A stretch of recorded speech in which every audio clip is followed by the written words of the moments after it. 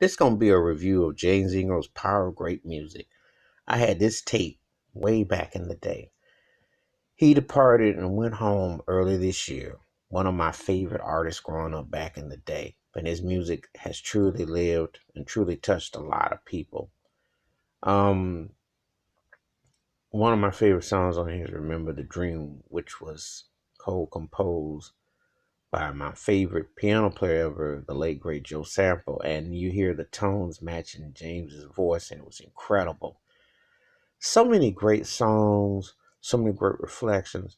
And James Ingram is one of the true unsung artists, one of those artists that, when you hear his music, you feel the power of his range and his soul. I always said that his vocal wails alone were like guitar solos. I mean, they had such incredible harmony and texture and warmth and depth. And it took me a while because I have got a lot of old tapes, and I ain't gonna lie, I keep an old school 100 for real. And I had to go looking and digging. I'm like, what I do with that tape? And I remember, whatever we imagine. Of course, I had that on his debut. Is that debut album on Quest Records with Quincy Jones and all that back in the day on Warner Brothers back in the day, and the harmonies, and of course, all the classics. Because the thing about it is this: the when he came out working with Quincy with the tuxes and everything, he tore it just once up in 100 ways. And those are the kind of songs that I don't care what nobody says. People could sit and say, "Oh, just happy love, so all this and that." When you go through life, be it puppy love, real love, in between love, whatever you want to, how you want to call it, those songs hit home. I mean, those are what we call grown folks themes and songs. And you get an artist who truly you can put a face with the place of where you've been in your life, what you've endured, what you felt, what you known. It has a way of just hitting you hard, and he was one of those artists. Now, let me tell you, I go back with Jay-Z in the sense of this. I used to watch them old Rudy Ray Moore movies, and I remember he was with his funk band in there, and they had the blowout, and it was playing. I was like, "Oh Lord!" I told my homeboy, I said, "Go James Ingram right there." I was tripping because see, that's to see that, but he'd been around a long time before he hit.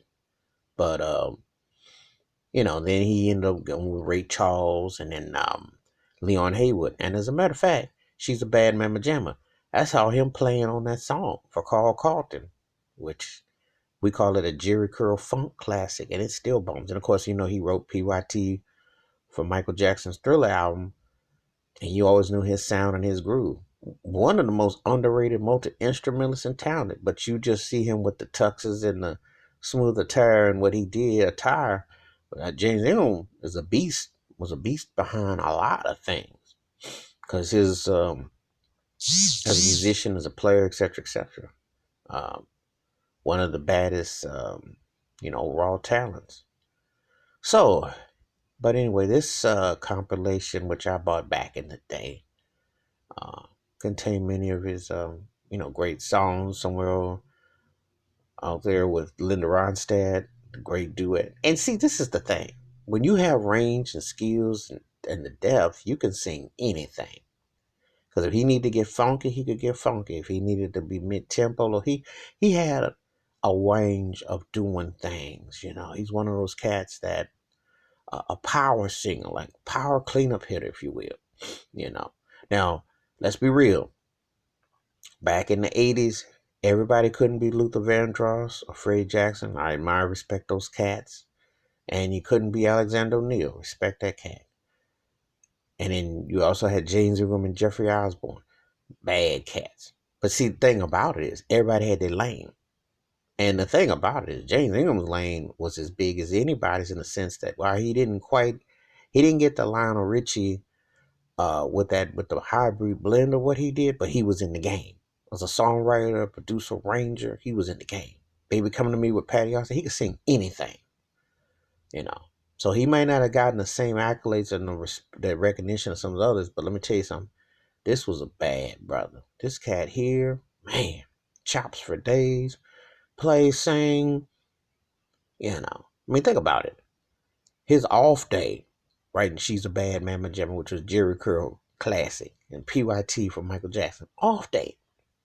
Then doing the Baby Coming to Me, Just Once, 100 Ways. What Have We Imagined? Remember the Dream. I Don't Have the Heart, which was produced, him and the great Tom Bell, one of the greatest producers ever. Tom Bell is on the Mount Rushmore's producers as far as I'm concerned. Do you hear them strings in that arrangement to complement James Ingram's vocals?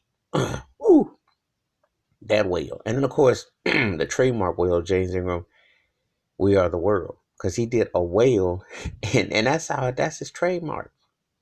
Nobody I've known could wail an ad lib like James Ingram. You just knew it. Of course, he worked with Teddy Riley, It's Real, and he did other things. He's worked with a whole lot of different talents. His voice is a jewel and a treasure. And just like this title says, The Power of Great Music, he's a great artist. So I want to remember that, and I want to do this review. This is a must-have in your collection. Always thoughts and prayers are with his family, his friends, and of course fans worldwide. We'll remember your brother James Ingram, one of the best to ever do it. Give me your thoughts, your takes. Give me your favorite James Ingram songs, albums, memories. Hit the like and subscribe and the bell rings. There's a new video, and he definitely made us imagine the power of this. He was something else. Respect. Put some respect by James Ingram's name. Peace.